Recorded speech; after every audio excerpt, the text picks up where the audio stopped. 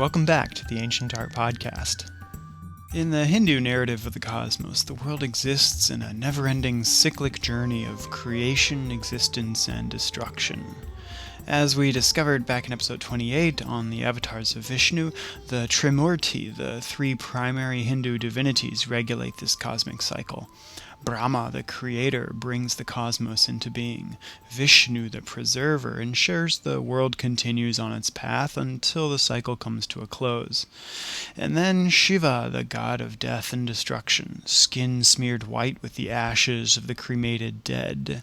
When the world age comes to a close, when the perfect creation so consumed by corruption and vice, Shiva's job is to push the restart button and send the cosmos into a fiery conflagration. From the third eye of Shiva's forehead comes a fiery stream immolating the cosmos, and rising from the ashes the cosmos is born again. Shiva Nataraja, the Lord of the Dance. Stop that! You're not going into a song while I'm here. None of that silliness. Different Lord of the Dance here. Shiva Nataraja is a very popular form of the god Shiva. You'll find him all over India, particularly in the south, in tchotchke shops across the world, and in many different museum collections, including the Art Institute of Chicago and the Snite Museum of Art at the University of Notre Dame. In this form, Shiva embodies not only cosmic destruction, but also creation, the whole cosmic cycle wrapped up into one form, ensconced within a fiery nimbus or aureole, tongues of flame licking the air about him.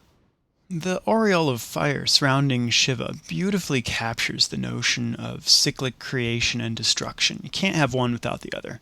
Creation begets destruction, which in turn begets creation, and fire symbolizes both destruction and creation. The destructive force of fire is readily apparent, but as a creative force, imagine when a fire burns down a forest. Eventually, from those smoldering ashes on the forest floor, new life begins to shoot forth. Fire also produces something new and different. When a house burns down, you no longer have a house. You have a smoldering pile of cinders, but it's something different, a new state of matter. The form of Shiva Nataraja has multiple arms, generally 4. Each arm has a specific symbolic function or message. In his upper left palm, he holds a single flickering flame. In its appearance here, the flame represents the force of destruction. Opposite destruction, in his upper right hand, he holds a little hourglass-shaped drum, like a bongo drum, which he uses to beat out the rhythm of life and creation. The drum also stands for sound, which is related to the primordial element of ether. Before there was anything else, there was ether, and from ether all the other elements, earth, air, fire, and water, were created. And from all of that, the whole cosmos was formed. So, between the symbols that Shiva holds in these two hands, creation and destruction are brought together by the god, unified into a circular constant enclosed within the unending swirl of fire around him. Sound familiar?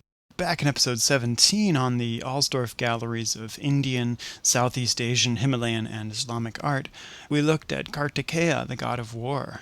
There we saw a message of peaceful internal harmony achieved through the unity and balance of our inner opposite forces of masculinity and femininity through the Vajra and the lotus. We also saw a balance of the celestial and earthly realms through the peacock with the snake in its mouth. Shiva Nataraja expresses a cosmic balance through the union of the diametric opposites of creation and destruction. Speaking of balance, Shiva's striking quite the dance pose. Go on and give it a whirl. See if you can do the Shiva Nataraja.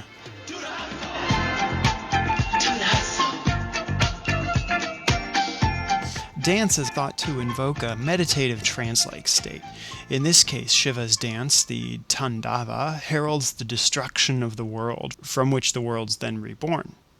Dance is also a creative act in that you're continuously in motion, undergoing a constant change of form and state. It's like that old adage from the Greek philosopher Heraclitus of Ephesus, you can't step into the same river twice, because it's constantly flowing and changing. What's that under Shiva's foot?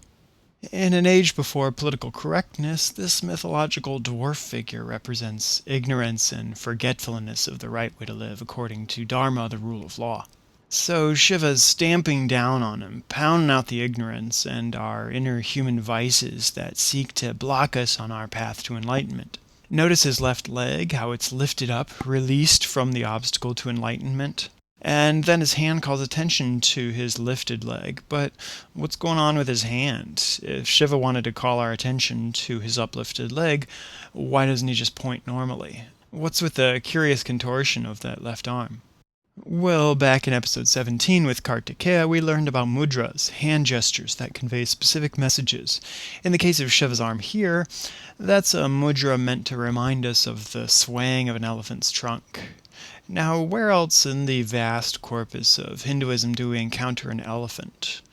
How about Ganesha, the god with the elephant head? Ganesha, or Ganesh, is commonly known as the remover of obstacles. So here, Shiva calls our attention to his uplifted leg, removed from the obstacle to enlightenment, while invoking Ganesha, the remover of obstacles.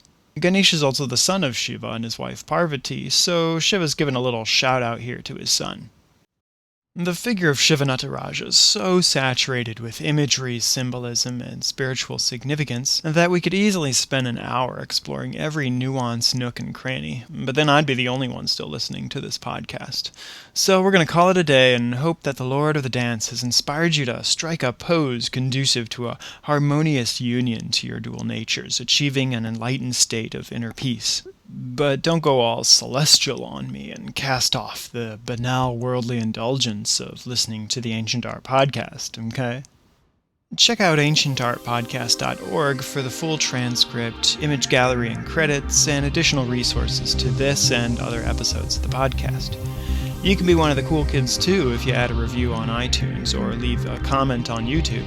And if you have any questions or comments, you can email me at info@ancientartpodcast.org or get in touch with the feedback form on the website.